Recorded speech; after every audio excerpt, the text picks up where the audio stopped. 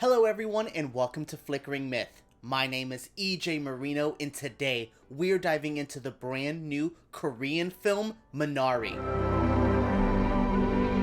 What a beautiful small film that impacts on a bigger level. This movie will just sit and bury itself into your soul. You're gonna start it off and go, well, this is cute, this is nice, this is a fun family drama, and then the movie gets darker. I'm not talking about like Parasite dark or anything too crazy, but there's levels and layers to this movie that I did not expect. It is a heavy film. It's still an uplifting film. There's still a more positive energy to this movie, but it takes you through some dark things. I love a feel-good movie that isn't scared to show you the dark side of life as well. You can have the beautiful, strong light of being a child, but then the reality of being an adult's there, and that's the duality of this film. You are seeing this story through the two perspectives of the two kids and the two adults. It's not directly like that. They don't like split it up, but you're seeing these two perspectives and how they're like adjusting to life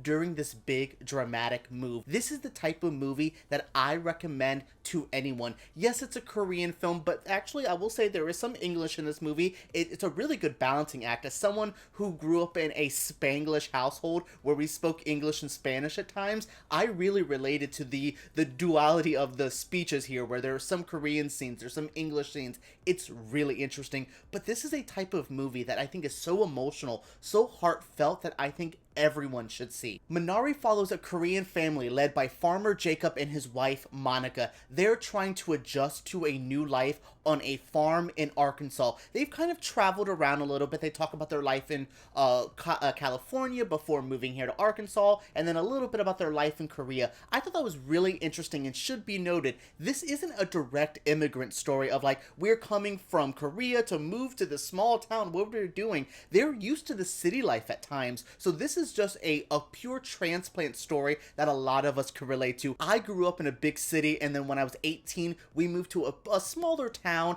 and it was a big adjustment. That's what this film deals with, from the parents, from Jacob and Monica, to their kids and how they handle it, especially the little one, David, who is a gem in this film. He is a star. I absolutely love him. So yeah, this family's getting used to the farm. Monica's not too happy there, and she's debating if they should split up. What the hell are they gonna do with their life here? Because she's not happy. All of that changes when her when the grandmother, who is Monica's mother, comes in, and Soon-ja just definitely comes in and changes the whole energy in this movie. There's a scene where she's watching wrestling, and I'm just like, I love her so much. She is just such a warm energy, and even when things start getting really dramatic with her character, there's still a light to her spirit, to her energy. It's so amazing. This family, the family drama here is just so familiar, trying to adjust, trying to, Jacob wants to live his American dream, but Monica's like, but what about my life? What about my happiness? And that's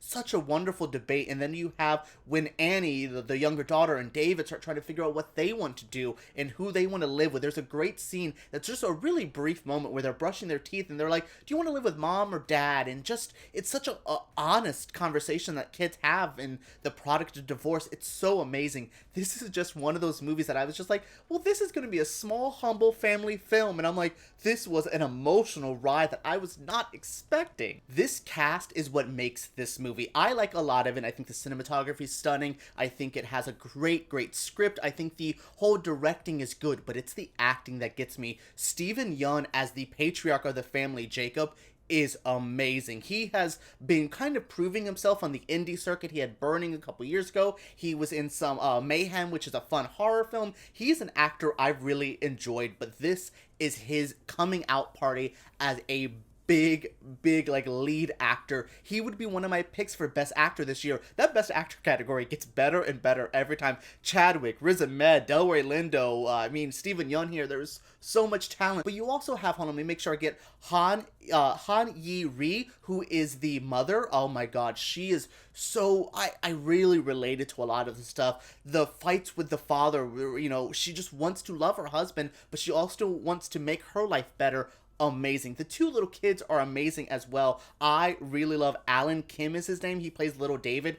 I need to see more of him. He is a kid actor that I'm like, can you get older and start being the lead in these movies? Because you were so good. He is amazing. But if I had to pick one standout from this movie, if you guys know me, I just talked about me loving crazy grandma characters in The Crew. Oh my goodness. Her name is Yeun Jung. She is so fantastic in this movie. Oh my goodness. She plays Soon-ja, the grandmother who comes and starts just changing up. Her and the little one, David, just don't really get along. He doesn't think she's a grandma because she wears like men's boxers, watches pro wrestling, doesn't make cookies, and they're butting heads, but their emotional connection grows throughout this film, and you start feeling it, you start vibing with it. Oh my goodness, I can just go into the acting. These two, the whole like grandmother son stuff, I was really close with my grandmother growing up, so like I really love this connection, this story. You don't often get grandparent movies, and I think that is something we see a lot of movies about brothers and sisters, fathers and sons, mothers and daughters, but we don't get much about the grandmother and how important she is, especially to